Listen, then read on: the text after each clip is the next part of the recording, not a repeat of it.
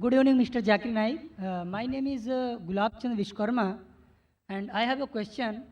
Bakrid is very Kareeb, very near this time, and the Muslim faith believe that on the occasion of Bakrid, they sacrifice the goats, buffaloes, and cows, and all that. And according to the Islam, insaniyat and humanity is very important, and every faith should be pity and kind on animals and human being and all that. Then if they believe in this, then why they give the sacrifice of goats, cows and buffaloes on the occasion of Bakrid? Whether they should do it, whether it is in favor of humanity or insaniyat. Brother asked a very good question, that why are we sacrificing goat on Bakrid? If it's not a Bakrid, can we sacrifice No, goat? no, no. Any animals, any No, animals. can we sacrifice goat if there's no Bakrid? They sacrifices, they kills. And I'm they- asking you the question, that means if no Bakrid, if we sacrifice the animal, it is allowed? No. Generally, why do yeah, you? yeah. So Other our occasion direct also. question, why do you have non-veg? Correct? No, no, I'm not getting what you are saying. Your main question is, why do you have non-veg? Why do you have meat? Actually, I want to say on the occasion of Bakrid and other occasion as well. Oh, okay. I'll on the answer other both. occasion as well. On the occasion of Bakrid, Allah says in the Quran in Surah Hajj, chapter number 22, that the blood and the meat does not go to Allah, it is your piety which goes to Allah. So unlike other religions, in other religions when they sacrifice the goat and keep it in the altar in the name of deity. And who eats? God Almighty eats. In Islam, when we sacrifice, what do we do? 1/3 compulsory minimum we have to give to the poor people. 1/3 we have to give to the relatives and friends. 1/3 you can keep for yourself. So maximum you can keep is 1/3 for yourself. If you want to give full in charity also you can give. So when we are sacrificing, what are we doing? We are benefiting the humankind. We are giving them food to eat. Now giving food to eat is good or bad, brother? Giving food to the poor people to eat, is it good or bad? Good. In humanity, is it good or bad? Good. So therefore, Islam is a religion of humanity. Now you may ask the question, what about killing animals? It's good for humanity, but what about animals? In short, a Muslim can be a very good Muslim even by being a pure vegetarian. It's not compulsory in Islam that you should have non-veg, but since Almighty God has given us permission to have non-veg, why should we not have non-veg? Allah says in the Quran, in Surah Ma'idah, chapter number 5, verse number 1, eat of the four-footed animal which has been made lawful for you. Allah says in Surah Nahl, chapter number 16, verse number 5, that the cattle has been made for you, so that you benefit from them, and of the meat you can eat. The same message repeated in Surah Mu'minun, chapter number 23, verse number 21, that in the cattle is an instructive sign, from the belly you drink milk, and of the meat you eat. So since Almighty God has given us permission, why should we not have it?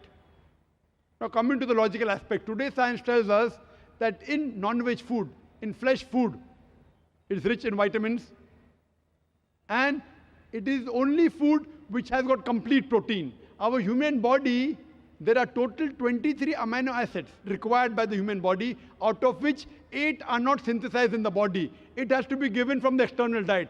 There is no vegetarian food which gives you all the 8 amino acids. It is the flesh food, the non-veg food, which gives you all the 8 amino acids. Furthermore, if you analyze the set of teeth of the herbivorous animal, cow, goat, sheep, they have got flat set of teeth. They only have vegetables. They can't have flesh. If we analyze the set of teeth of the carnivorous animal, tiger, leopard, lion, they have got pointed set of teeth. They have got a carnivorous set of teeth. They have canine set of teeth. They only have flesh food. They can't have vegetables.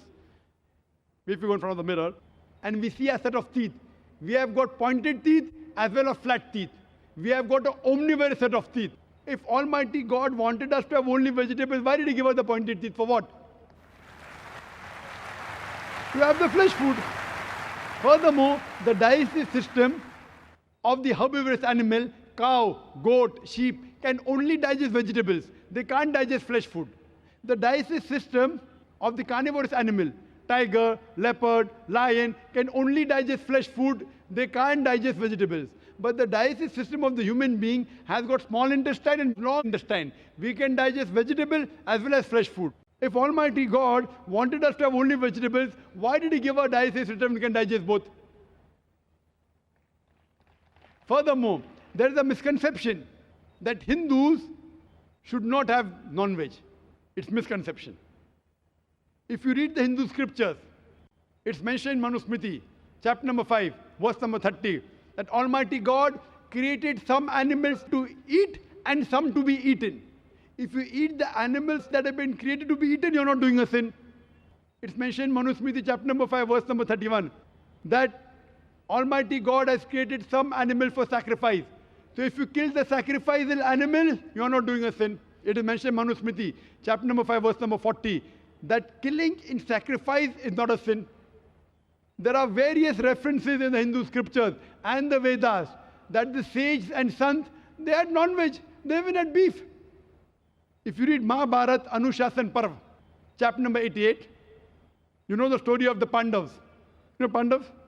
5 brothers. The eldest brother Yudhishthir, he asks Bhishma that what should we give in yagna, in puja, so that our ancestors will be satisfied. So Bhishma replies that if you give herbs and shrubs and vegetables, our ancestors will be satisfied for 1 month. If you give fish, for 2 months. If you give meat, for 3 months. If you give hare, rabbit, for 4 months. If you give goat, for 5 months. If you give bacon, for 6 months. If you give birds, for 7 months. If you give deer, 8 months. And the menu continues. If you give buffalo, for 11 months. If you give cow, our ancestors will be satisfied for 1 full year. And if you want your ancestors to be satisfied inexhaustibly, give red meat of goat or a rhinoceros. Who says that?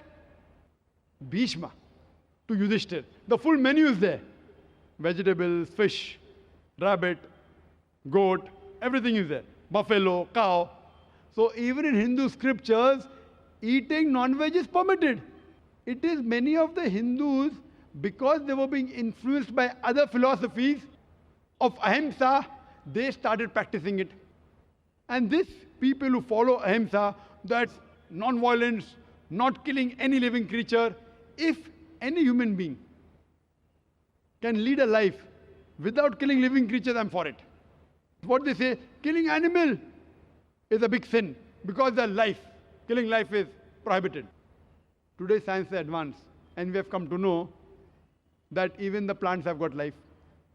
So by eating vegetables, you're killing life also. But the logic has changed. No, we understand that the plants have got life, but the plants can't feel pain. Therefore, killing a plant is a lesser sin as compared to killing an animal.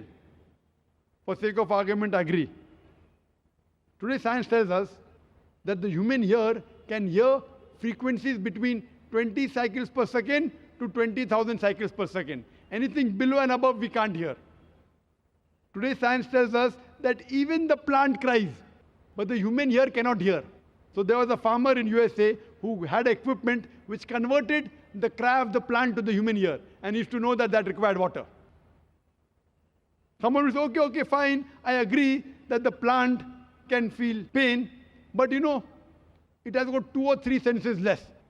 Therefore, killing a plant is a lesser sin as compared to killing an animal which has got 5 senses. For sake of argument, I agree that plants have got 2 senses less as compared to the animal. I am asking you a question. That suppose your brother, God forbid, if he is born deaf and dumb, and when he grows up, someone comes and kills him. So will you go and tell the judge, me Lord, give the murderer less punishment because my brother, he was deaf and dumb? Will you say that? You will tell the judge, give him a bigger punishment. My brother was masoom. He could not hear, he could not speak. So in Islam, it does not work like that. 2 senses more, 2 senses less. Allah says in the Quran in Surah Baqarah chapter 2 verse number 168, eat of the good things we have provided for you. What is good, what is tayyib you can have. And furthermore, I personally have got no problem. If the non-Muslim don't want to have non-veg, I have got no problem. Personally. Only when they tell me it's a sin or you tell me it's against humanity, I give the reply. Personally, if the non-Muslims continue having vegetarians, good for me. If all the non-Muslims start having non-veg, then the price of mutton and beef will go high. Personally, I've got no problem.